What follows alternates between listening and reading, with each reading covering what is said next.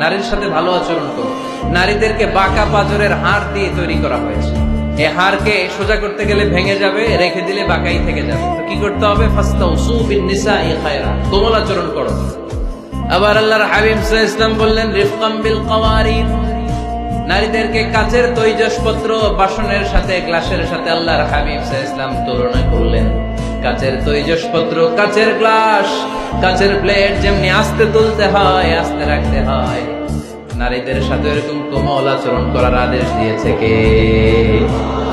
কাচের glass, তৈজসপত্র, jug কিভাবে রাখেন আপনারা?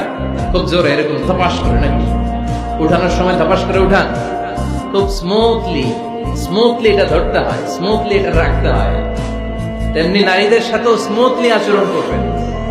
নারীদেরকে যত আপনি কোমল মোলায়েম ভাষায় কথা বলতে পারবেন, তারা তত আপনার কথা